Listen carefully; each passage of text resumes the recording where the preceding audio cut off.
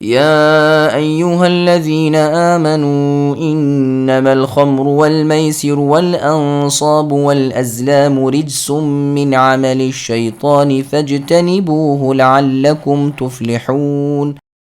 إنما يريد الشيطان أن يوقع بينكم العداوة والبغضاء في الخمر والميسر ويصدكم عن ذكر الله وعن الصلاة فهل أنتم منتهون. وأطيعوا الله وأطيعوا الرسول واحذروا فإن توليتم فاعلموا أنما على رسولنا البلاغ المبين. ليس على الذين آمنوا وعملوا الصالحات جناح فيما طعموا إذا ما اتقوا وآمنوا وعملوا الصالحات ثم اتقوا وآمنوا ثم اتقوا وأحسنوا والله يحب المحسنين. اے ایمان والو، بات یہی ہے کہ شراب اور جوا اور بت وغیرہ اور قرآ کے تیر، یہ سب گندی باتیں شیطانی کام ہیں، سو ان سے بالکل الگ رہو تاکہ تم فلاح پاؤ۔ شیطان تو یوں چاہتا ہے کہ شراب اور جوئے کے ذریعے سے تمہارے آپس میں عداوت اور بغض واقع کر دے اور اللہ تعالیٰ کی یاد سے اور نماز سے تم کو باز رکھے، سو اب بھی باز آؤ اور تم اللہ تعالیٰ کی اطاعت کرتے رہو اور رسول اللہ صلی اللہ علیہ وسلم کی اطاعت کرتے رہو اور احتیاط رکھو۔ اگر اعراض کرو گے تو یہ جان رکھو کہ ہمارے رسول کے ذمے صرف صاف صاف پہنچا دینا تھا، ایسے لوگوں پر جو کہ ایمان رکھتے ہوں اور نیک کام کرتے ہوں۔ اس چیز میں کوئی گناہ نہیں جس کو وہ کھاتے پیتے ہوں جبکہ وہ لوگ پرہیز رکھتے ہوں اور ایمان رکھتے ہوں اور نیک کام کرتے ہوں، پھر پرہیز کرنے لگتے ہوں اور ایمان رکھتے ہوں، پھر پرہیز کرنے لگتے ہوں اور خوب نیک عمل کرتے ہوں۔ اللہ تعالیٰ ایسے نیکوکاروں سے محبت رکھتے ہیں۔ سامعین، اب ان آیتوں کی تفسیر سماعت کیجیے۔ شراب اور جوئے کی حرمت۔ اللہ تعالیٰ اپنے مؤمن بندوں کو شراب نوشی اور جوئے بازی وغیرہ سے منع فرماتے ہیں۔ علی رضی اللہ عنہ سے مروی ہے کہ شطرنج بھی ایک قسم کا جوا ہے۔ مجاہد اور طاؤس رحمہم اللہ سے مروی ہے کہ ہر چیز جس میں قمار کا لگاؤ ہو جوا ہے، حتیٰ کہ بچوں کا شرطیں لگا کر منکے یا کوڑیاں کھیلنا یہ سب جوا ہے۔ یہ اقوال تفسیر ابن جریر طبری میں ہے۔ اسلام آنے تک یہ جوا زمانے جاہلیت میں خصوصیت کے ساتھ کھیلا جاتا تھا، لیکن اللہ تعالیٰ نے مسلمانوں کو اخلاق قبیحہ سے منع فرمایا۔ اہل جاہلیت میں بالعموم یہ جوا یوں ہوتا تھا کہ ایک بکری یا دو بکری کا گوشت شرط کے طور پر بیچ دیا جاتا تھا۔ زہری رحمہ اللہ کہتے ہیں کہ جوا یوں ہوتا تھا کہ اموال و اثمار یعنی پیسوں میں اور پھلوں پر پانسے پھینکے جاتے تھے اور اس طرح جوئے کے ذریعے ان پر قبضہ کیا جاتا تھا۔ رسول اللہ صلی اللہ علیہ وسلم نے فرمایا کہ پانسوں کے ذریعے جو کھیل کھیلا جاتا ہے وہی جوا ہے، اسی طرح جس چیز کو کھیلتے وقت مار کر جیتا جاتا ہے وہ بھی قمار ہے، اور شاید اس سے یہ مراد ہے کہ شطرنج کا کھیل حرام ہے، اور اسی طرح چوسر کا، کیونکہ اس میں مہرے کو مار کر جیتا جاتا ہے۔ صحیح مسلم نیز ابو داؤد، ابن ماجہ، مسند احمد وغیرہ میں حدیث ہے، رسول اللہ نے فرمایا کہ جو شطرنج یا چوسر کھیلے گا گویا کہ اس نے اپنا ہاتھ سور کے گوشت میں ڈال دیا اور اس کے خون میں ڈبو دیا۔ شطرنج کے بارے میں تو عبداللہ ابن عمر رضی اللہ عنہما کہتے ہیں کہ یہ چوسر سے بھی بری چیز ہے اور وہ اسے قمار و میسر میں شمار کرتے ہیں۔ امام مالک اور امام احمد رحمہم اللہ اس کے حرام ہونے کے قائل ہیں، لیکن امام شافعی اس کو مکروہ بتاتے ہیں۔ انصاب اور ازلام۔ ابن عباس رضی اللہ عنہما اور دوسرے بہت سے صحابہ رضی اللہ عنہم کہتے ہیں کہ انصاب ان پتھروں کو کہتے ہیں کہ جن پر مشرکین قربانیاں کر کے بتوں پر چڑھاتے تھے، اور ازلام بھی ان پاسوں کو کہتے تھے جنہیں تقسیم کر کے فال لی جاتی تھی۔ اللہ تعالیٰ فرماتے ہیں کہ یہ شیطانی اعمال کی گندگی ہے اور سب سے برے شیطانی اعمال ہیں، اس لیے اے میرے بندو اس گندگی سے بچو، تم فلاح پا سکو گے۔ اس عبارت کو پہلے کے ساتھ ملائیں تاکہ اسلام قائم رہے۔ ارشاد باری تعالیٰ ہے، شیطان کا مقصد ہمیشہ یہ رہتا ہے کہ خمر یعنی شراب اور میسر یعنی جوئے میں مبتلا کر کے تم میں بغض و عداوت پیدا کرتا رہے اور اللہ تعالیٰ کے ذکر و نماز سے تمہیں غافل کرتا رہے۔ اب بھی ان باتوں سے باز آؤ گے کہ نہیں؟ یہ اللہ تعالیٰ کی طرف سے زبردست تنبیہ و تخویف یعنی ڈراوا ہے۔ حرمت شراب احادیث کی روشنی میں ابو میسرہ رحمہ اللہ سے روایت ہے کہ تحریم خمر یعنی شراب کے حرام ہونے کی آیت اترنے سے پہلے عمر رضی اللہ عنہ نے دعا مانگی تھی کہ اے رب العزہ، حرمت شراب کے بارے میں ہمارے پاس اپنی وحی بھیجیے۔ تو یہ آیت اتری تھی کہ اس میں نقصان زیادہ اور فائدہ کم ہے، یعنی سورہ بقرہ کی۔ لیکن عمر رضی اللہ عنہ کو جب یہ آیت سنائی گئی تو انہوں نے پھر یہ دعا مانگی، اے اللہ بیان شافی و کافی نازل فرمائیے۔ تو سورہ نساء میں یہ آیت اتری کہ اے ایمان والو، نشے کی حالت میں ہرگز نماز نہ پڑھو۔ تو نبی صلی اللہ علیہ وسلم کے مؤذن نے حی علی الصلاۃ کے بعد پکار کر کہہ دیا کہ نشے کی حالت میں نماز پڑھنے کی ممانعت آ گئی ہے۔ عمر رضی اللہ عنہ کو پھر یہ وحی سنا دی گئی، پھر بھی آپ یہ کہنے لگے کہ اے اللہ بیان شافی و کافی اتاریے۔ تو سورہ مائدہ میں یہ آیت نازل ہوئی کہ شراب بالکل حرام ہے، بالکل رک جاؤ۔ تو عمر رضی اللہ عنہ کہنے لگے کہ رک گئے اے اللہ، ہم رک گئے۔ یہ روایت سنن ابی داؤد کی ہے۔ بخاری اور مسلم سے ثابت ہے کہ عمر بن خطاب رضی اللہ عنہ نے منبر رسول صلی اللہ علیہ وسلم پر خطبہ دیتے ہوئے فرمایا کہ اے لوگو، شراب حرام ہو گئی ہے، اور ان 5 چیزوں میں سے جس سے بھی بنائی جائے وہ شراب ہے: انگور، کھجور، شہد، گیہوں، جو اور خمر کا لفظ عام ہے ہر ایسی نشے کی چیز پر جو عقل کو ڈھانپ دے۔ ابن عمر رضی اللہ عنہما کہتے ہیں کہ تحریم خمر کے وقت انگور کی شراب چالو نہیں تھی۔ صحیح مسلم نیز مسند احمد وغیرہ کی ایک حدیث میں ہے، جو کہ ابن عباس رضی اللہ عنہما سے مروی ہے، کہ قبیلہ ثقیف یا قبیلہ دوس کا ایک شخص رسول اللہ صلی اللہ علیہ وسلم کا دوست تھا۔ وہ فتح مکہ کے روز رسول اللہ سے ملا اور شراب کا ایک مٹکا آپ کو تحفے میں پیش کیا۔ رسول اللہ نے فرمایا، کیا تم کو نہیں معلوم کہ اللہ تعالیٰ نے شراب حرام کر دی ہے؟ تو وہ آدمی اپنے غلام کی طرف متوجہ ہوا اور کہا، اسے بازار میں لے جا کر بیچ دو۔ تو رسول اللہ نے فرمایا، جس نے شراب حرام کی ہے انہوں نے ہی اس کی خرید و فروخت بھی حرام کی ہے، یعنی اللہ تعالیٰ نے اس کو حرام کیا۔ تو اس نے اپنے غلام کو حکم دیا کہ شہر سے باہر لے جاؤ اور یہ مٹکا لڑکا دو۔ مسند احمد کی روایت میں ہے، تمیم داری رضی اللہ عنہ سے مروی ہے کہ وہ ہر سال نبی صلی اللہ علیہ وسلم کو کچھ نہ کچھ تحفہ بھیجا کرتے تھے۔ بس اس مرتبہ وہ شراب کا ایک مٹکا تحفتاً لے کر آئے تو محمد صلی اللہ علیہ وسلم نے مسکرا کر فرمایا کہ تمہارے پیچھے شراب حرام کر دی گئی ہے۔ تو انہوں نے کہا، اے اللہ کے رسول، میں اسے بیچ دیتا ہوں اور قیمت ہاتھ کر لیتا ہوں۔ تو رسول اللہ نے فرمایا، اللہ تعالیٰ یہودیوں پر لعنت کرے جن پر گائے اور بکرے کی چربی حرام کر دی گئی تھی، وہ اس کو پگھلا کر روغن بنا کر بیچ دیتے تھے۔ اللہ تعالیٰ نے شراب اور اس کی قیمت سب حرام کر دی ہے۔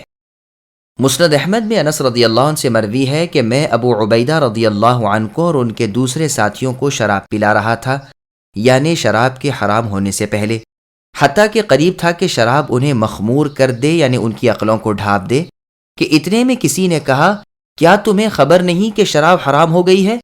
تو لوگوں نے کہا، ابھی ہم انتظار کریں گے اور تحقیق کریں گے۔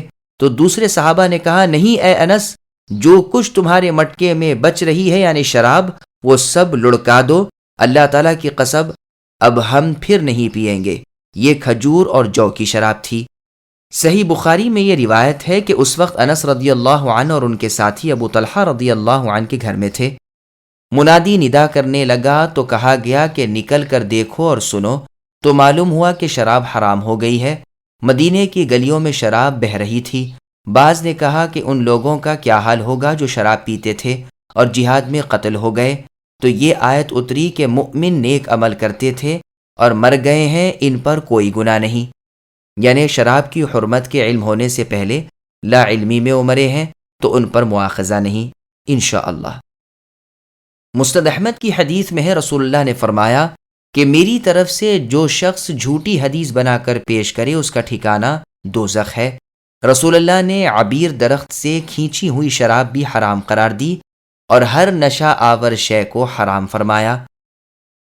سنن نبی داؤد میں ابن عمر رضی اللہ عنہما سے مروی ہے کہ رسول اللہ صلی اللہ علیہ وسلم نے فرمایا کہ شراب کے 10 متعلقات پر لعنت، خوش شراب پر لعنت، پینے والے پر اور پلانے والے پر لعنت، بیچنے والے اور خریدنے والے پر لعنت، شراب کشید کرنے والے، شراب بنانے والے، شراب اٹھا کر لے جانے والے اور جس کی طرف لے جا رہا ہو اس پر اور شراب کی قیمت کھانے والے، ان سب پر لعنت۔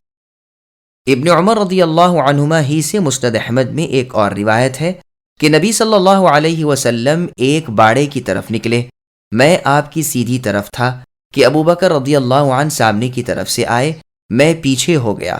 ابو بکر رضی اللہ عنہ رسول اللہ صلی اللہ علیہ وسلم کی سیدھی طرف ہو گئے، میں بائیں طرف ہو گیا کہ اتنے میں میرے والد عمر رضی اللہ عنہ آتے دکھائی دیے، میں بازو میں ہو گیا۔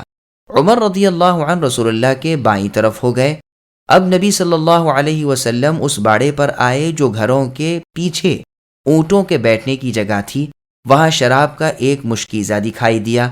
ابن عمر رضی اللہ عنہما کہتے ہیں کہ رسول اللہ نے مجھے بلایا اور ایک چھرا دیا اور کہا، اس مشکیزے کو چیر دو، اور فرمایا کہ شراب پر اور شراب کے پینے اور پلانے والے پر، لانے اور لے جانے والے پر، کشید کرنے والے اور بنانے والے اور اس کی قیمت کھانے والے سب پر لعنت ہے۔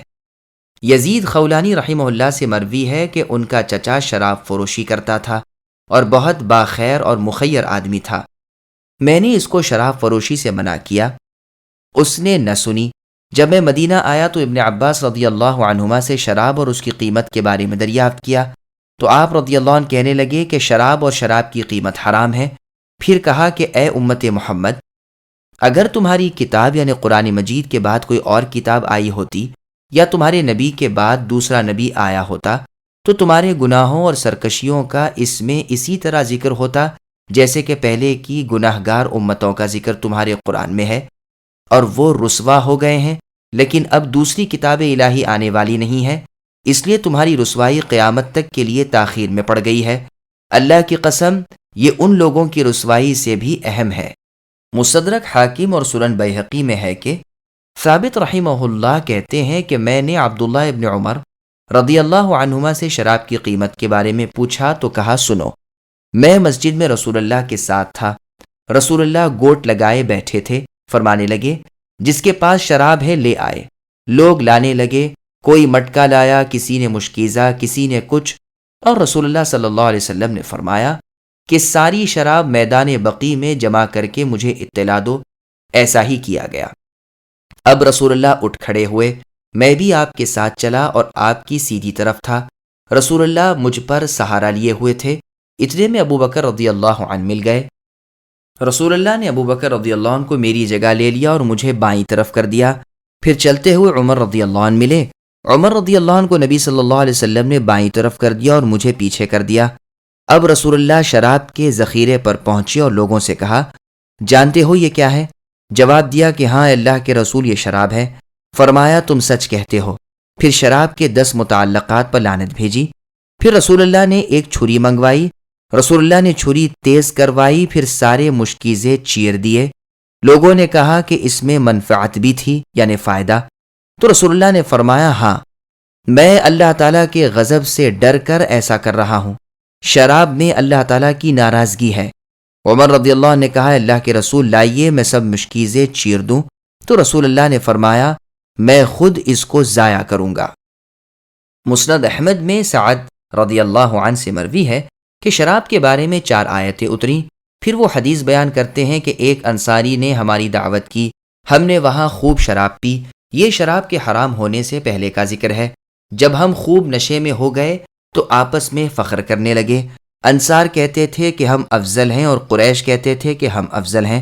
چنانچہ ایک انصاری نے اونٹ کی ایک بڑی ہڈی لے کر سعد رضی اللہ عنہ کی ناک پر دے ماری، جس سے سعد رضی اللہ عنہ کی ناک کی ہڈی ٹوٹ گئی۔ اسی بنا پر شراب کی حرمت نازل ہوئی، جس کو مسلم نے بیان کیا ہے، یعنی اپنی صحیح میں۔ معجم الکبیر للطبرانی نیز مستدرک حاکم وغیرہ میں ابن عباس رضی اللہ عنہما سے مروی ہے کہ شراب کی حرمت کی یہ وجہ ہوئی کہ انصار کے 2 قبیلوں نے خوب شراب پی۔ جب مست ہو گئے تو ایک دوسرے پر دست درازیاں کرنے لگے، اور جب نشہ اتر گیا تو کسی کے چہرے پر زخم آیا ہوا تھا تو کسی کے سر پر چوٹ آئی ہوئی تھی، کسی کی داڑھی نچی ہوئی تھی۔ کوئی کہتا تھا کہ میرے فلاں ساتھی نے مجھے یہ زخم پہنچایا ہے۔ چنانچہ ایک دوسرے کے دشمن ہو گئے، حالانکہ پہلے آپس میں بڑی محبت تھی، کینہ نہیں تھا۔ کہتے تھے کہ اگر یہ میرا ہمدرد ہوتا تو کبھی مجھے زخمی نہ کرتا۔ چنانچہ دشمنی بڑھ گئی، اب اللہ تعالیٰ نے شراب کی حرمت نازل فرما دی۔ لوگ کہنے لگے کہ مرے ہوں کا کیا ہوگا؟ تو وحی اتری کہ جو مؤمن نیک عمل کر کے مر گئے ہیں ان پر کوئی گناہ نہیں۔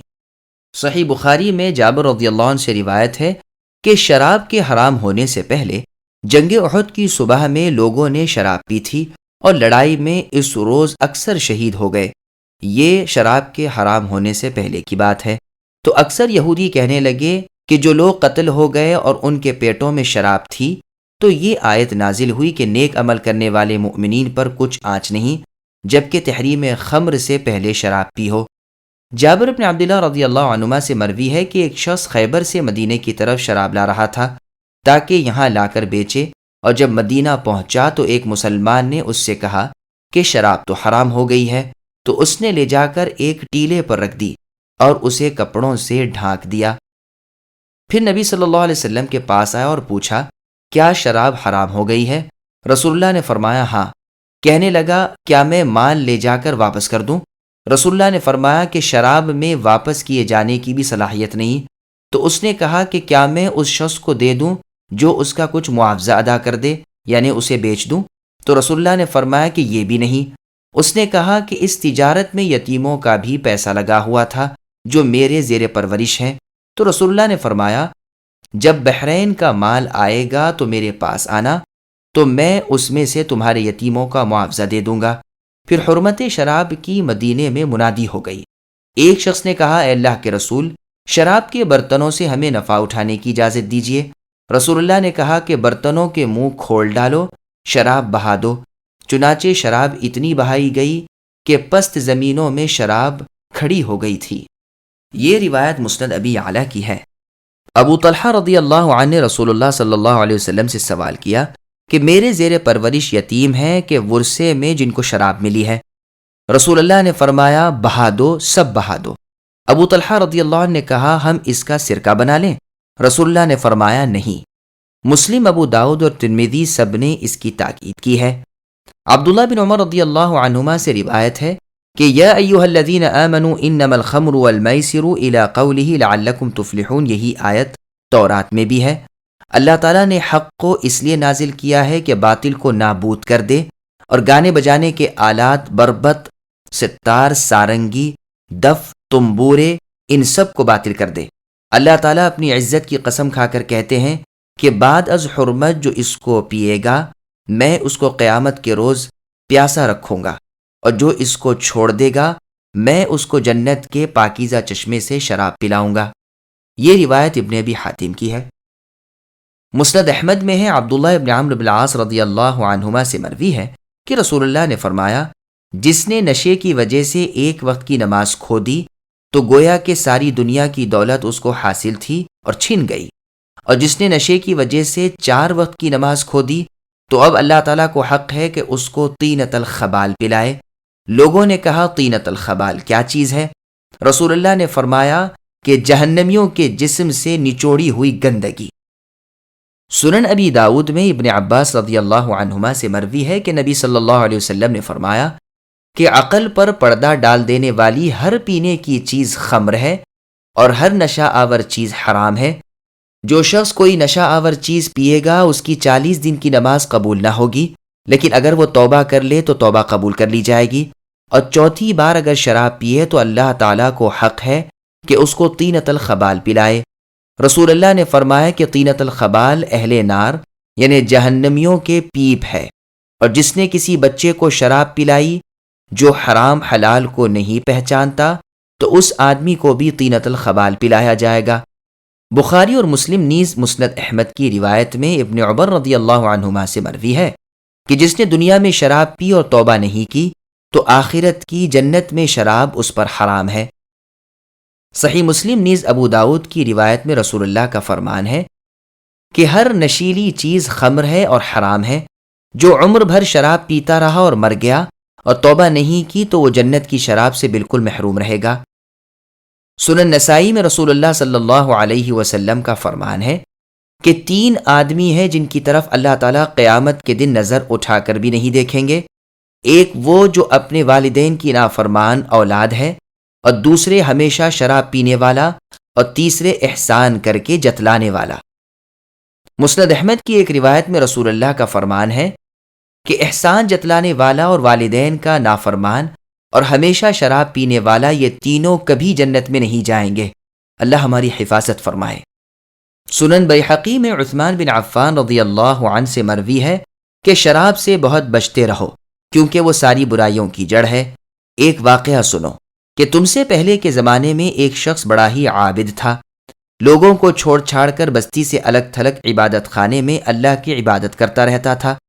ایک بدکار عورت کی اس پر نظر تھی، اس نے اپنی خادمہ کو بھیجا کہ ایک گواہی کے بہانے اس کو بلا لائے۔ وہ بیچارہ آ گیا۔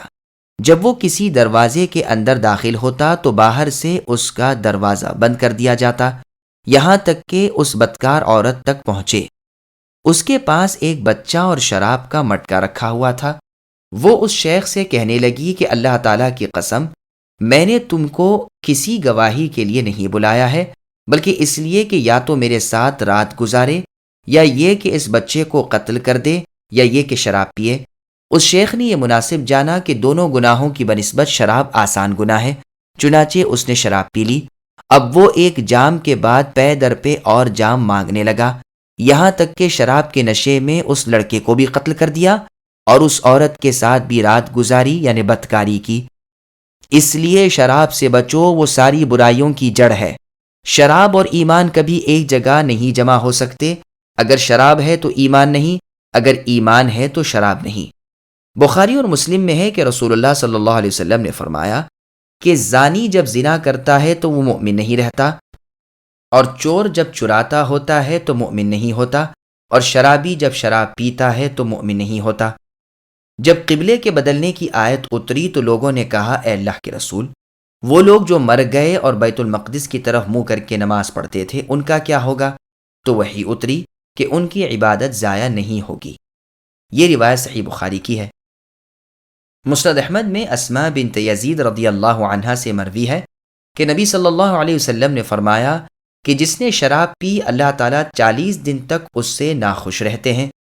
اگر وہ مر جائے تو کافر مرے گا، اور اگر توبہ کرے تو اللہ تعالیٰ توبہ قبول کر لیں گے۔ صحیح مسلم نے سنن ترمذی اور مسند ابو یعلا وغیرہ میں رسول اللہ کا فرمان ہے کہ جب یہ آیت اتری کہ قبل از حرمت پینے پر الزام نہیں لگایا جائے گا، تو مجھ سے کہا گیا کہ تم پر بھی کوئی الزام نہیں ہے۔ مطلب یہ ہے کہ حرمت شراب کی آیتوں کے نازل ہونے سے پہلے جنہوں نے شراب پی تھی ان پر کچھ الزام نہیں۔ يا أيها الذين آمنوا ليبلونكم الله بشيء من الصيد تناله أيديكم ورماحكم ليعلم الله من يخافه بالغيب فمن اعتدى بعد ذلك فله عذاب أليم يا أيها الذين آمنوا لا تقتلوا الصيد وأنتم حرم ومن قتله منكم متعمدا فجزاء مثل ما قتل من النعم يحكم به ذوى عدل منكم هديا بالغ الكعبة أو كفارة طعام مساكين أو عدل ذلك صياما ليذوق وبال أمره عفى الله عما سلف ومن عاد فينتقم الله منه والله عزيز ذو انتقام۔ اے ایمان والو، اللہ تعالیٰ قدرے شکار سے تمہارا امتحان کریں گے جن تک تمہارے ہاتھ اور تمہارے نیزے پہنچ سکیں گے، تاکہ اللہ تعالیٰ معلوم کر لیں کہ کون شخص اللہ سے بن دیکھے ڈرتا ہے۔ سو جو شخص اس کے بعد حد سے نکلے گا اس کے واسطے دردناک سزا ہے۔ اے ایمان والو، وحشی شکار کو قتل مت کرو جبکہ تم حالت احرام میں ہو، اور جو شخص تم نے اس کو جان بوجھ کر قتل کرے گا تو اس پر بدلہ واجب ہوگا، جو کہ مساوی ہوگا اس جانور کے جس کو اس نے قتل کیا ہے، جس کا فیصلہ تم میں سے 2 معتبر شخص کر دیں، خواہ وہ بدلہ خاص چوپایوں میں سے ہو بشرطیے کہ نیاز کے طور پر کعبے تک پہنچائی جائے، اور خواہ کفارہ مساکین کو دے دیا جائے، اور خواہ اس کے برابر روزے رکھ لیے جائیں، تاکہ اپنے کیے کی شامت کا مزہ چکھے۔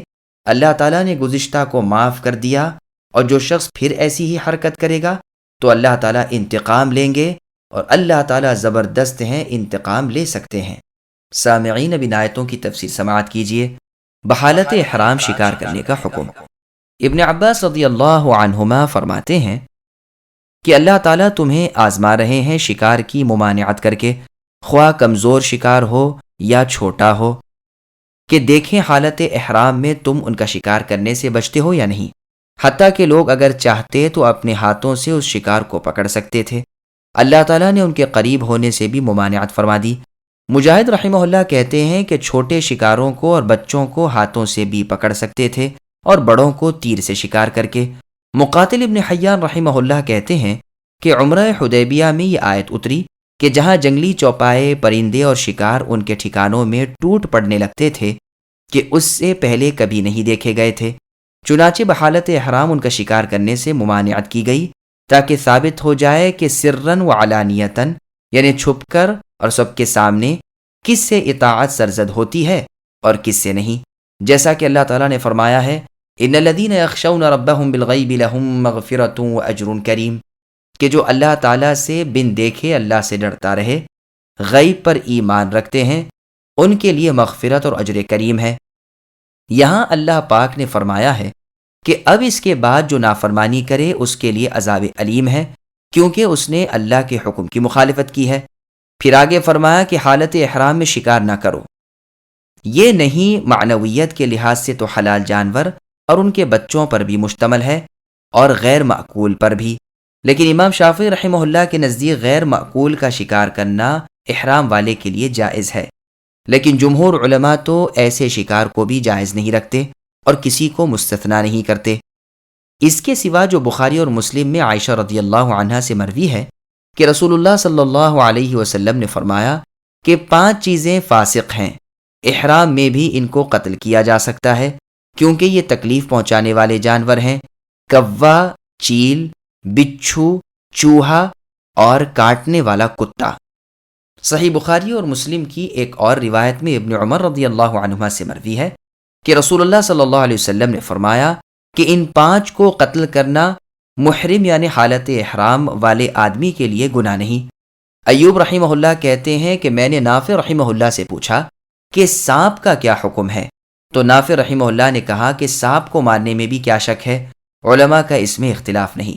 امام مالک اور احمد اور دیگر علماء رحمہم اللہ نے بھونکنے والے کتے کے ساتھ بھیڑیے اور درندے جیسے شیر اور چیتے کو بھی شامل رکھا ہے، کیونکہ ان کا ضرر یعنی نقصان پہنچانا تو کتے سے بھی زیادہ ہے، واللہ اعلم۔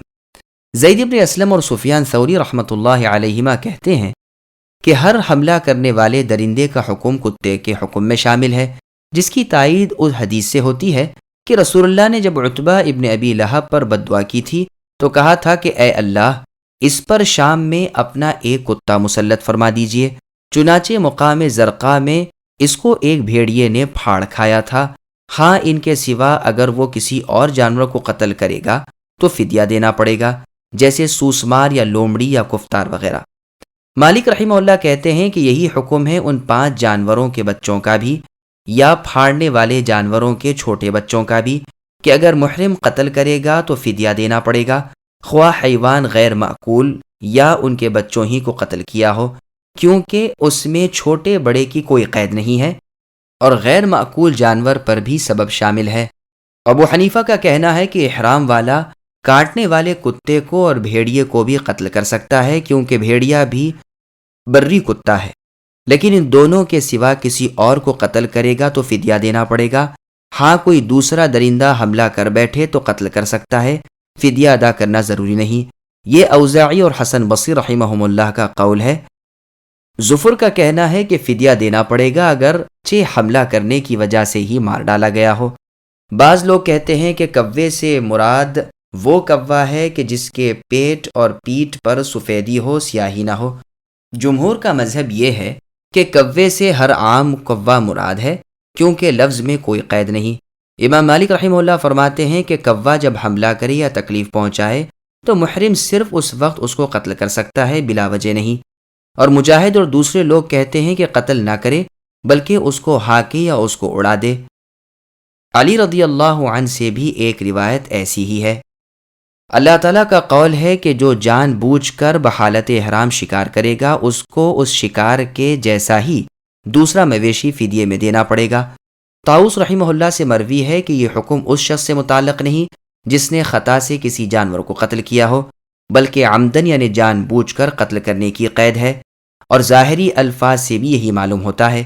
مجاہد رحمہ اللہ کہتے ہیں کہ یہاں متعمدن سے مراد یہ ہے کہ کسی نے اپنی حالت احرام کو بھول کر قتل صید کا قصد کیا ہو، ورنہ احرام کی حالت یاد رہنے کے باوجود ارادتاً قتل صید کرے تو اس کا گناہ تو کفارے کی سزا سے بھی بہت بڑھا چڑھا ہے، اس کا تو احرام ہی باطل ہو جاتا ہے۔ جمہور اس بات کے قائل ہیں کہ قصدن اور بھول کر قتل کرنے والا دونوں کفارہ ادا کرنے میں برابر ہیں۔ زہری رحمہ اللہ کہتے ہیں کہ قرآن سے تو دلالت ہوتی ہے عمدن قتل کرنے والے پر، لیکن حدیث سے بھول کر قتل کرنے والا بھی اسی حکم میں شامل ہے۔ مطلب یہ ہوا کہ قرآن سے ثابت ہوا ہے اس کو کفارہ بھی دینا ہوگا اور وہ گنہگار بھی ہے، جیسا کہ اللہ تعالیٰ نے فرمایا تو اس کو اپنے گناہ کی سزا چکنی پڑے گی، لیکن جو گزر گیا سو معاف ہے، اور اگر کسی نے پھر ایسا کیا یعنی جان بوجھ کر تو اللہ تعالیٰ اس سے انتقام لیں گے۔ احکام نبی اور احکام اصحاب سے بھی ثبوت ملتا ہے کہ خطا سے قتل کرنے کی صورت میں بھی کفارہ دینا پڑے گا، جیسا کہ جان بوجھ کر قتل کرنے کی صورت میں ازروئے قرآن دینا پڑتا ہے، کیونکہ اگر شکار کو قتل کیا گیا تو یہ شکار کو تلف کرنا ہوگا، اور جب عمدن تلف کرے تو تاوان ادا کرنا پڑتا ہے، اور خطا سے تلف کرنے کا بھی یہی حکم ہے۔ فرق صرف اتنا ہے کہ عمدن شکار کرنے والا کفارے کے ساتھ گنہگار بھی ہوا، لیکن خطا والا گنہگار نہیں ہوا۔ اللہ تعالیٰ کا فرمان فَجَزَاءٌ مِثْلُ مَا قَتَلَ مِنَ النَّعَمِ، بعض نے جزا کو مضاف بنا کر پڑھا ہے، بعض نے عطف قرار دے کر، اور ابن مسعود رضی اللہ عنہ فَجَزَاؤُهُ بِإِضافت پڑھتے ہیں، لیکن ہر طرح پڑھنے میں بھی مالک، شافعی، احمد اور جمہور علماء رحمہم اللہ کی دلیل قائم رہتی ہے کہ صید یعنی شکار شدہ جانور کے مثل کی جزا اپنی جگہ واجب رہتی ہے، بشرط یہ کہ اس جیسا یا اس کے قریب کوئی پالتو جانور ہوتا کہ وہی دے دے، ورنہ اس کی قیمت دے دے۔ لیکن ابو حنیفہ کا اس میں اختلاف ہے، ان کا کہنا ہے کہ صید مقتول پالتو جانور کے مشابہ ہو یا غیر پالتو کے، ہر صورت میں اس کا مثل دینے کے بجائے قیمت ہی دینا چاہیے، اور اس شکاری کو اختیار ہے کہ چاہے اس کی قیمت صدقہ کر دے یا قربانی کا کوئی جانور خرید لے۔ لیکن ان کے اس قول کے برخلاف حق تو یہی ہے کہ صحابہ نے مثل دینے کا جو حکم لگایا ہے وہ ہمارے لیے زیادہ قابل اتباع ہے۔ انہوں نے حکم لگایا ہے کہ شتر مرغ کا شکار کیا تھا تو اونٹ کفارے میں 2، اور جنگلی گائے کے شکار میں گھریلو گائے، اور ہرن کے شکار میں بکری۔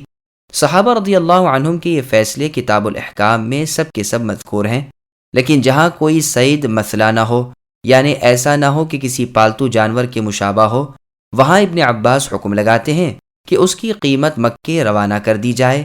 بیہقی اس کے راوی ہیں۔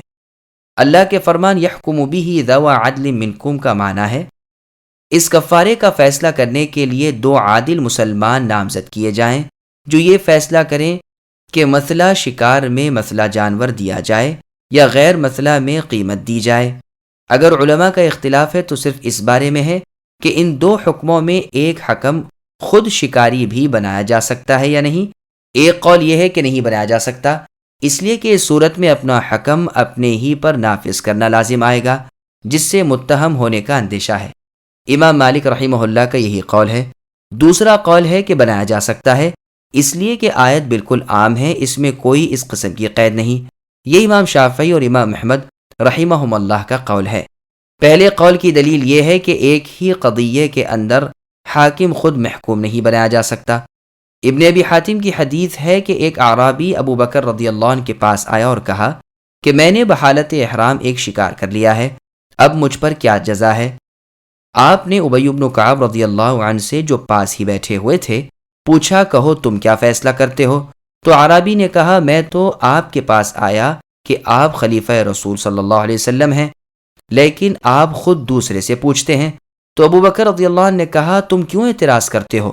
اللہ تعالیٰ نے خود کہا ہے کہ 2 عادل مسلمان مل کر کوئی حکم لگائیں۔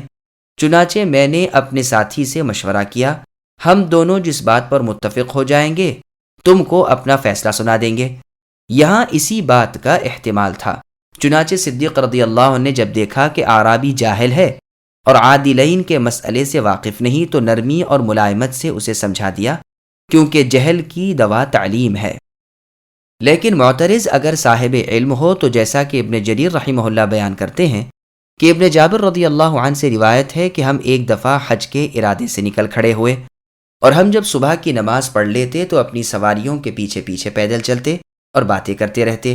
ایک دن صبح ایسا اتفاق ہوا کہ ایک ہرن دکھائی دیا۔ ہمارے ایک ساتھی نے اس کو پتھر مارا اور وہ نشانے پر پہنچا اور ہرن مر گیا۔ یہ شخص ہرن کو مردہ چھوڑ کر سوار ہو کر چل دیا۔ ہم نے اس شخص پر سخت اعتراض کیا، اور جب مکے پہنچے تو میں عمر بن الخطاب رضی اللہ عنہ کے پاس آیا اور ان سے سارا واقعہ بیان کیا۔ عمر رضی اللہ عنہ کے ساتھ ہی ایک اور صاحب بیٹھے ہوئے تھے، گورے چٹے، چاندی کی طرح سفید۔ یہ عبد الرحمن بن عوف رضی اللہ عنہ تھے۔ عمر رضی اللہ عنہ ان کی طرف متوجہ ہوئے، کچھ باتیں کی، پھر اس آدمی سے پوچھا، کیا تو نے عمدن اس کو مارا یا خطأً؟ اس نے کہا، پتھر تو میں نے ارادتاً مارا تھا، لیکن اس کو قتل کرنے کا ارادہ نہیں تھا۔ عمر رضی اللہ عنہ نے کہا کہ ارادتاً اور خطأً دونوں کے درمیان تجھ سے عمل سرزد ہوا تھا، چنانچہ ایک بکری لے، اس کو ذبح کر، اس کا گوشت صدقہ کر دے اور اس کی کھال گھر کے کام میں لا۔ اب ہم وہاں سے اٹھ کھڑے ہوئے۔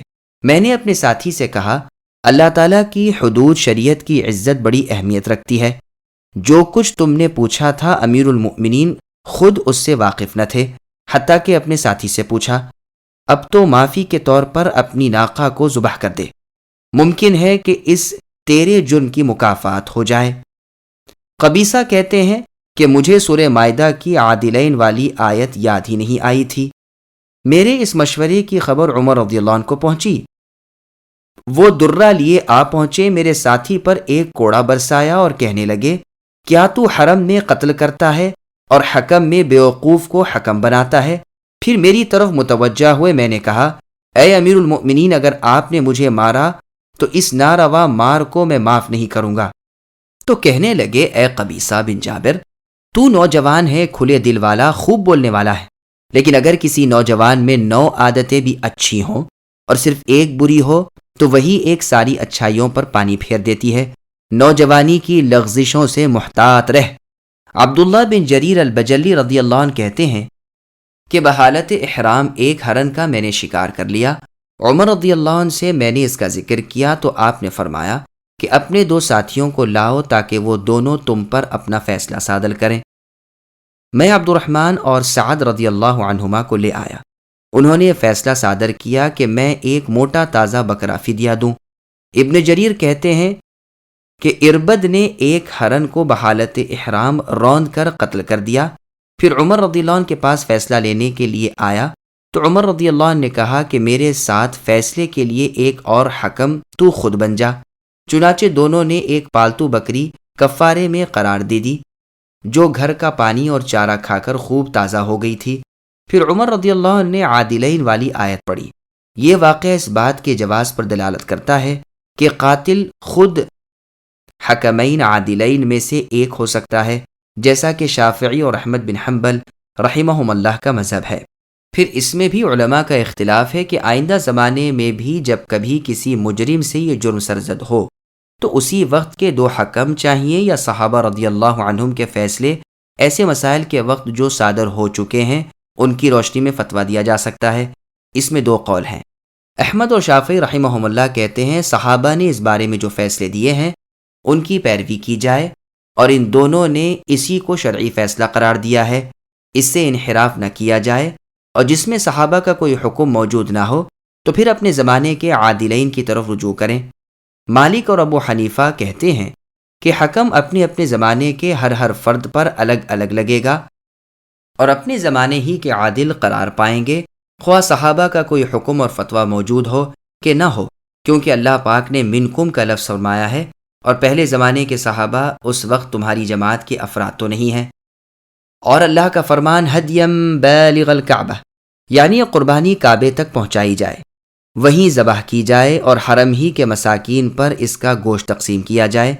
اس بات میں کسی کا اختلاف نہیں، سب بالاتفاق یہ رائے رکھتے ہیں۔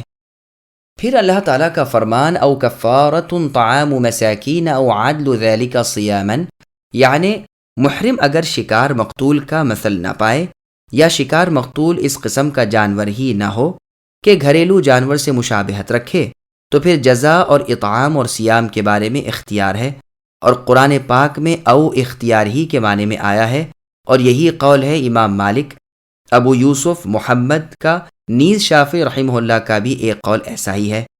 امام احمد رحمہ اللہ کا بھی قول مشہور یہی ہے کہ او اختیار دینے کے مقصد سے لایا گیا ہے، اور ایک دوسرا قول یہ ہے کہ اختیار کے مقصد سے نہیں بلکہ ترتیب اور سلسلہ بتانے کے لیے ہے، اور اس کی صورت یہ ہوگی کہ قیمت کے برابر آ کر ٹھہر جائے اور سعید مقتول کی تلافی ہو جائے۔ یہ امام مالک اور حماد اور ابراہیم نخعی رحمہ اللہ کے نزدیک ہے، لیکن شافعی رحمہ اللہ کہتے ہیں کہ وہ قیمت بدل ہو، اور اس جانور کا کہ اگر موجود ہوتا تو کیا قیمت ہوتی، پھر اس رقم سے اناج خرید لے اور صدقہ کر دے، اور ہر مسکین کو 1 مد یعنی 56 تولہ غلہ دے۔ یہ مسئلہ شافعی اور امام مالک اور علماء حجاز کے نزدیک ہے، اور ابو یوسف اور محمد وغیرہ کہتے ہیں کہ ہر مسکین کو 2 مد دیے جائیں۔ احمد رحمہ اللہ کہتے ہیں گیہوں ہو تو 1 مد اور دوسرا غلہ ہو تو 2 مد، پس اگر یہ نہ دے سکے تو روزے رکھے، یعنی ایک مسکین کو جتنے دن کھانا کھلایا جاتا ہے اتنے دن روزے رکھے۔ دوسروں کا قول ہے کہ ہر صاع کے بدلے جو نہ دیا جا سکے 1 روزہ ہے۔ نبی نے کعب بن عجرہ رضی اللہ عنہ کو حکم دیا تھا کہ 1 فرق اناج 6 آدمیوں میں تقسیم کرے یا 3 دن کے روزے رکھے۔ یہ روایت صحیح بخاری اور مسلم کی ہے۔ 1 فرق 3 صاع کا ہوتا ہے اور صاع 225 تولے کا ہوتا ہے۔ اب اس میں بھی اختلاف ہے کہ کہاں کھلائیں۔ شافعی رحمہ اللہ کہتے ہیں کہ حرم میں کھلائیں، عطا رحمہ اللہ کا بھی یہی قول ہے، مالک رحمہ اللہ کہتے ہیں کہ اس جگہ کھلائیں جہاں شکار کو قتل کیا تھا یا وہیں کہیں قریب میں۔ اس مسئلے کے متعلق سلف کے اقوال۔ اس آیت سے متعلق ابن عباس رضی اللہ عنہما کا قول ہے کہ محرم جب صید کرے یعنی شکار کرے تو ویسا ہی جانور اس پر لازم آتا ہے، اگر کفارے کے لیے ویسا ہی چوپایا نہ ملے تو اس کی قیمت دیکھی جائے گی، قیمت سے پھر طعام کا اندازہ لگایا جائے گا، پھر ہر آدھے صاع اناج کے بدلے 1 روزہ رکھا جائے گا۔ اللہ تعالیٰ نے کفارہ طعام اور صیام کے ذریعے قرار دیا ہے، جب طعام پایا جائے تو اسی سے کفارہ ادا کیا جا سکے گا۔ ابن عباس رضی اللہ عنہما سے مروی ہے کہ کفارے کا جانور کعبے کو بھیجا جائے یا مسکینوں کو کھانا کھلایا جائے یا اسی کے برابر روزے رکھے جائیں۔ جب محرم نے شکار کو قتل کیا تو اسی کے مثل چوپایا اس پر لازم آیا، اگر کسی نے ہرن یا اس کے مثل جانور قتل کیا تو اس پر بکری لازم آئے گی جو مکہ بھیج کر ذبح کی جائے گی، اگر نہ ہو سکے تو 6 مسکینوں کو کھانا کھلایا جائے گا، اگر یہ بھی نہ ہو سکے تو 3 روزے رکھے جائیں گے۔ اگر کسی نے اونٹ یا اونٹ کے مثل جانور کو قتل کیا تو اس پر گائے واجب ہے، اگر نہ ہو سکے تو 20 مسکینوں کو کھلائے، اگر یہ بھی نہ ہو سکے تو 20 روزے رکھے، اور اگر شتر مرغ یا گورخر وغیرہ کو مارے تو 1 اونٹنی اس پر واجب ہو گئی، نہ ہو سکا تو 30 مسکینوں کو کھلائے، ورنہ 30 دن کے روزے رکھے۔ ابن جریر رحمہ اللہ نے بھی یہی کہا ہے، لیکن یہ اور زیادہ کیا ہے کہ طعام ہر ایک کو 1 مد دیا جائے تاکہ پیٹ بھر کر ملے۔ عطا اور مجاہد رحمہم اللہ وغیرہ نے کہا ہے کہ طعام 1 مد اس شخص کے لیے ہے جو قربانی کا جانور کعبے تک نہ پہنچا سکتا ہو۔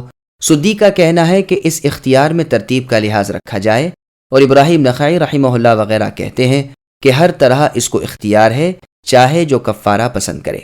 قولہ تعالی لیذوق وبال امرہ، تاکہ وہ کرتوت کی سزا پالے، یعنی ہم نے کفارہ اس پر اس لیے واجب کیا ہے کہ ہمارے حکم کی جو اس نے مخالفت کی ہے اس کی سزا پالے، لیکن زمانے جاہلیت میں جو کچھ ہوا وہ اس شخص کے لیے معاف ہے جس نے اسلام میں اچھے کام کیے۔ پھر آگے اللہ نے فرمایا کہ وَمَنْ عَادَ فَيَنْتَقِمُ اللَّهُ مِنْهُ، یعنی اسلام میں آنے کے بعد اور اس کی ممانعت کے باوجود جس نے نافرمانی کی، اللہ تعالیٰ اسے انتقام لیں گے، اور وہ سرکشوں سے انتقام لینے والے ہیں، لیکن جاہلیت میں جو کچھ ہو گیا وہ معاف ہے۔ اور اس سوال کا جواب بھی نفی میں ہے کہ کیا امام وقت اس کی کوئی سزا قرار دے سکتا ہے، یعنی امام کو سزا دینے کا حق نہیں ہے، یہ گناہ اللہ تعالیٰ اور بندے کے درمیان ہے۔ ہاں، اس کو امام کے سزا نہ دینے کے باوجود فدیہ تو ضرور دینا پڑے گا۔ اس کو ابن جریر رحمہ اللہ نے روایت کیا ہے۔ اس کا مطلب یہ ہوا کہ اللہ تعالیٰ کفارے ہی کے ذریعے انتقام لیں گے اور انتقام کی یہی صورت ہوگی۔ جمہور سلف اور خلف اس پر متفق ہیں کہ محرم نے جب شکار کو قتل کر دیا تو اس پر فدیہ دینا واجب ہو گیا، اور پہلی یا دوسری یا تیسری خطا میں کوئی فرق نہیں ہے، خواہ کتنی ہی دفعہ ہو۔ خطأً سرزد ہونے والا عمل اور جان بوجھ کر کیا گیا عمل حکم میں برابر ہیں۔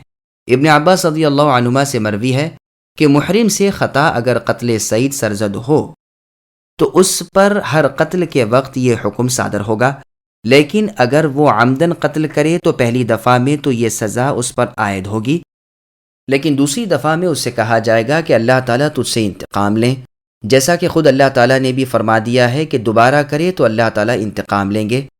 امام حسن بصری رحمہ اللہ فرماتے ہیں کہ ایک صاحب احرام نے شکار کیا، اس پر فدیے کی سزا عائد کی گئی، اس نے دوبارہ یہ جرم کیا تو آسمان سے آگ اتری، بجلی گری اور اسے جلا دیا۔ یہی معنی فینتقم اللہ منہ کے ہیں۔ اللہ تعالیٰ اپنی سلطنت میں غالب ہیں، کوئی اللہ کو مغلوب نہیں کر سکتا۔ وہ انتقام لینا چاہیں تو کون ہے جو اللہ کو روکے؟ ساری کائنات اللہ کی مخلوق ہے، حکم بس اللہ ہی کا چلتا ہے۔ سرکشوں کو وہ سزا ضرور دیں گے، اللہ کی صفت انتقام کا یہی اقتضا ہے۔ أحل لكم صيد البحر وطعامه متاعا لكم وللسيارة وحرم عليكم صيد البر ما دمتم حرما واتقوا الله الذي إليه تحشرون جعل الله الكعبة البيت الحرام قياما للناس والشهر الحرام والهدي والقلائد ذلك لتعلموا أن الله يعلم ما في السماوات وما في الأرض وأن الله بكل شيء عليم اعلموا أن الله شديد العقاب وأن الله غفور رحيم ما على الرسول إلا البلاغ والله يعلم ما تبدون وما تكتمون۔ تمہارے لیے سمندر کا شکار پکڑنا اور اس کا کھانا حلال کیا گیا ہے، تمہارے انتفاع کے واسطے اور مسافروں کے واسطے، اور خشکی کا شکار پکڑنا تمہارے لیے حرام کیا گیا ہے جب تک تم حالت احرام میں رہو، اور اللہ تعالیٰ سے ڈرو جس کے پاس جمع کیے جاؤ گے۔ اللہ تعالیٰ نے کعبے کو جو کہ ادب کا مکان ہے لوگوں کے قائم رہنے کا سبب قرار دے دیا، اور عزت والے مہینے کو بھی اور حرم میں قربانی ہونے والے جانور کو بھی، اور ان جانوروں کو بھی جن کے گلے میں پٹے ہوں، یہ اس لیے تاکہ تم اس بات کا یقین کر لو کہ بے شک اللہ تعالیٰ تمام آسمانوں اور زمین کے اندر کی چیزوں کا علم رکھتے ہیں، اور بے شک اللہ تعالیٰ سب چیزوں کو خوب جانتے ہیں۔ تم یقین جانو کہ اللہ تعالیٰ سزا بھی سخت دینے والے ہیں، اور اللہ تعالیٰ بڑی مغفرت اور رحمت والے بھی ہیں۔ رسول اللہ صلی اللہ علیہ وسلم کے ذمے تو صرف پہنچانا ہے، اور اللہ تعالیٰ سب جانتے ہیں جو کچھ تم ظاہر کرتے ہو اور جو کچھ تم پوشیدہ رکھتے ہو۔ سامعین، اب ان آیتوں کی تفسیر سماعت کیجیے۔ احرام کی حالت میں سمندری شکار کا حکم۔ اللہ فرماتے ہیں کہ تمہارے لیے سمندر کا تازہ شکار حلال ہے، اور جو مچھلی سکھا کر زاد راہ بنائی جاتی ہے وہ بھی تمہارے لیے اور اہل فاقہ کے لیے جائز ہے۔ ابن عباس رضی اللہ عنہما کہتے ہیں کہ وہ شکار جو سمندر سے زندہ حاصل کیا گیا ہے مراد ہے، اور لفظ تعامن سے وہ مراد ہے کہ جسے سمندر نے مار کر ساحل پر پھینک دیا ہو۔ ابو بکر صدیق رضی اللہ عنہ کہتے ہیں کہ طعام سے ہر وہ چیز مراد ہے جو سمندر میں ہے۔ ابو بکر رضی اللہ عنہ نے خطبہ دیا تو کہا کہ صید بحر یعنی سمندر کے شکار تمہارے لیے حلال ہے، اور نہ شکار کیا ہوا لیکن سمندر کا پھینکا ہوا وہ بھی تمہارے استفادے اور زاد راہ کی چیز ہے۔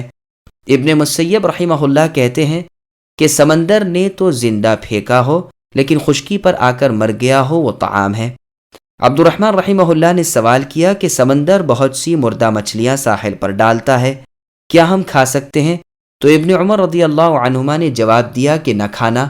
جب عبداللہ ابن عمر رضی اللہ عنہما گھر واپس ہوئے، قرآن کھولا اور یہ آیت دیکھی طعامہ متاعا لکم وللسیارہ، تو کہا جاؤ اور کہہ دو کہ کھا لیا کرو، کیونکہ سمندر کی چیز کو اللہ تعالیٰ طعام کہتے ہیں۔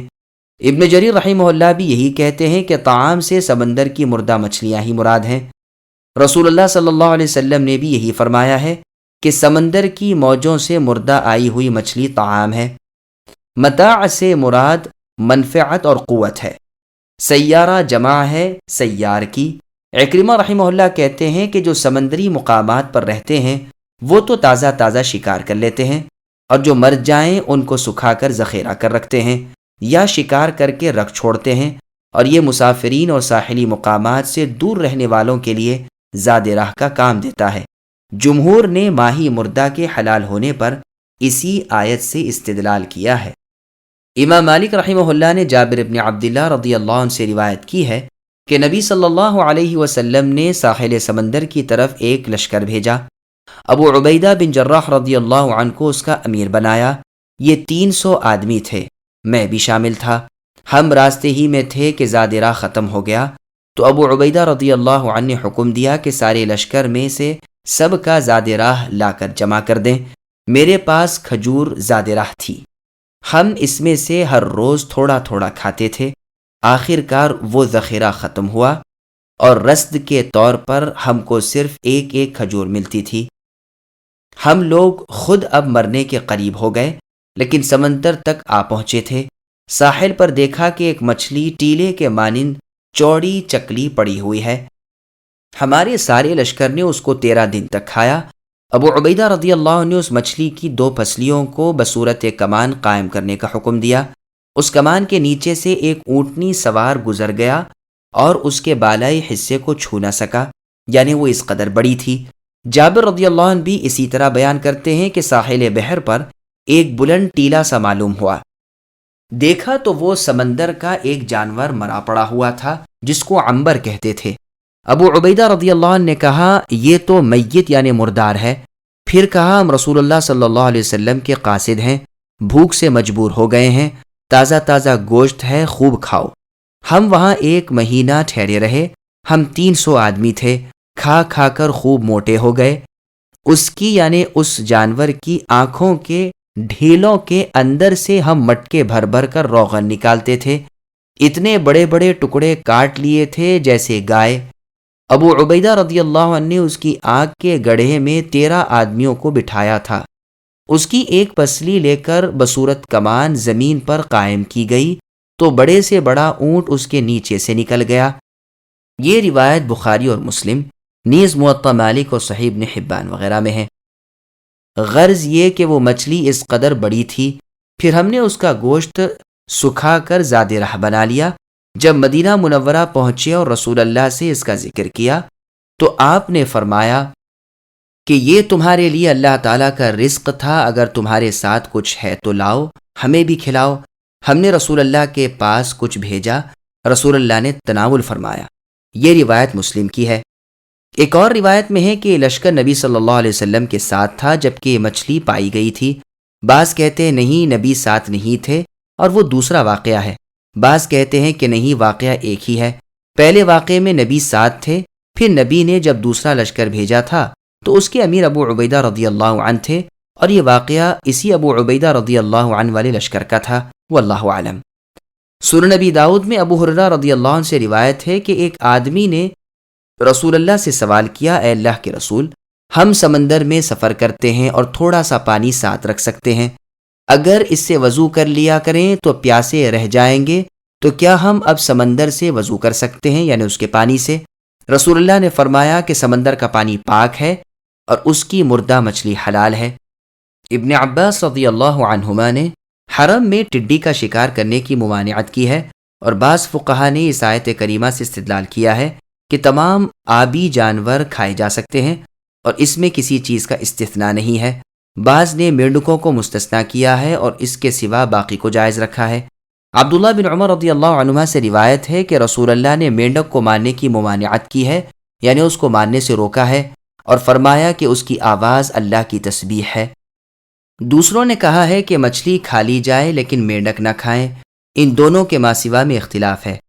بعض کہتے ہیں کہ خشکی پر وہ جانور کہ جن کا گوشت کھایا جاتا ہے، اگر ان کے مشابہ پانی میں پائے جانے والے جانور ہیں وہ کھائے جائیں، اور جو خشکی کے جانور نہیں کھائے جاتے ہیں بحر کے بھی ایسے جانور نہ کھائے جائیں، یہ سب اختلاف بربنائے مذہب شافعی ہے۔ جمہور نے اصحاب مالک و شافعی اور امام احمد رحمۃ اللہ علیہم سے حدیث عنبر کے ذریعے اور اس حدیث سے استدلال کیا ہے کہ سمندر کا پانی طاہر ہے اور اس کا مردہ حلال ہے، اس لیے کہ وہ ایسی مچھلی کو بھی جائز رکھتے ہیں۔ احرام کی حالت میں بری شکار کا حکم، قولہ وحرم علیکم صید البر ما دمتم حرما، یعنی حالت احرام میں تم کو بر یعنی خشکی کا شکار کرنا حرام ہے۔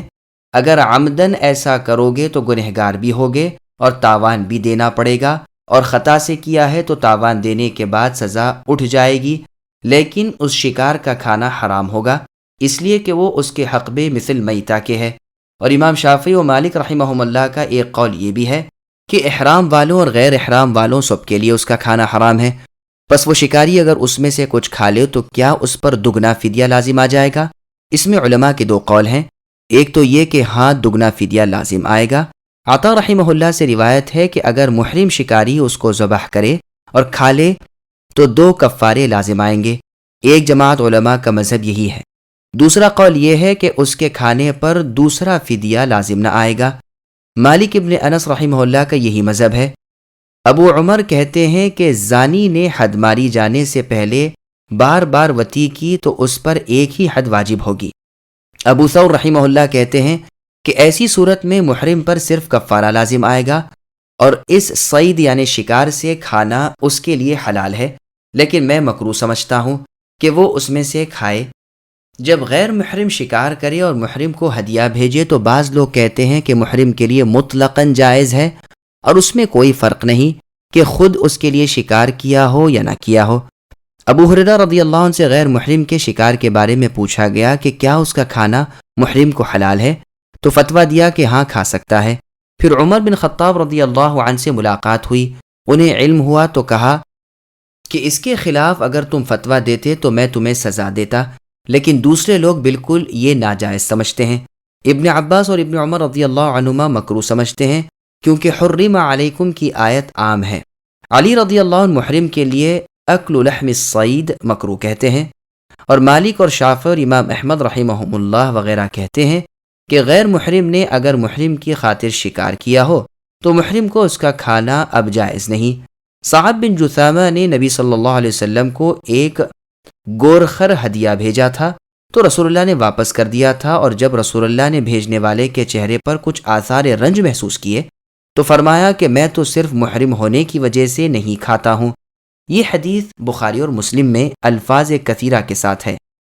اس کی وجہ یہ تھی کہ نبی صلی اللہ علیہ وسلم نے گمان کیا تھا کہ یہ صرف آپ کی خاطر شکار کیا گیا تھا، اس لیے واپس کیا، اور اگر کوئی شکار محرم کے واسطے نہ کیا گیا ہو تو محرم کے لیے اس کا کھانا جائز ہے، کیونکہ ابو قتادہ رضی اللہ عنہ کی حدیث میں ہے کہ انہوں نے ایک گورخر شکار کیا تھا اور وہ محرم نہیں تھے اور ان کے اصحاب محرم تھے، تو وہ اس کے کھانے سے باز رہے اور نبی سے پوچھا تو رسول اللہ نے فرمایا کہ کیا تم میں سے کسی نے شکاری کو شکار کرنے کے لیے شکار بتایا تھا یا اس کے قتل میں مدد کی تھی؟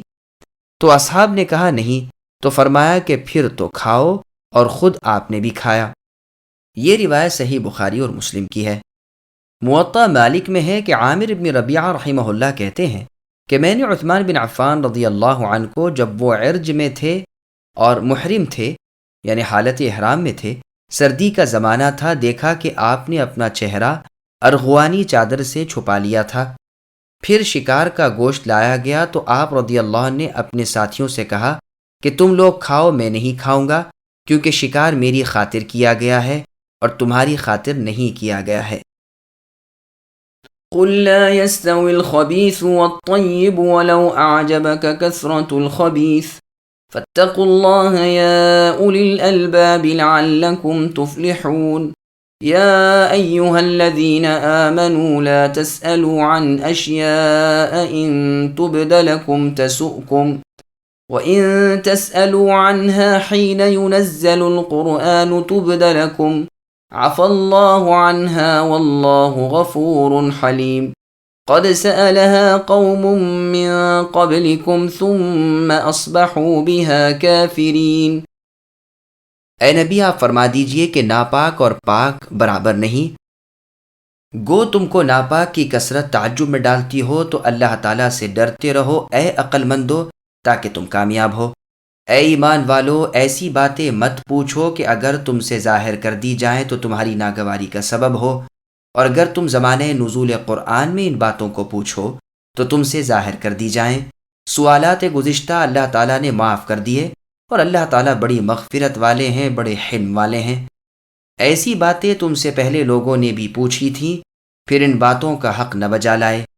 سامعین، اب ان آیتوں کی تفسیر سماعت کیجیے۔ رزق حلال پر قناعت۔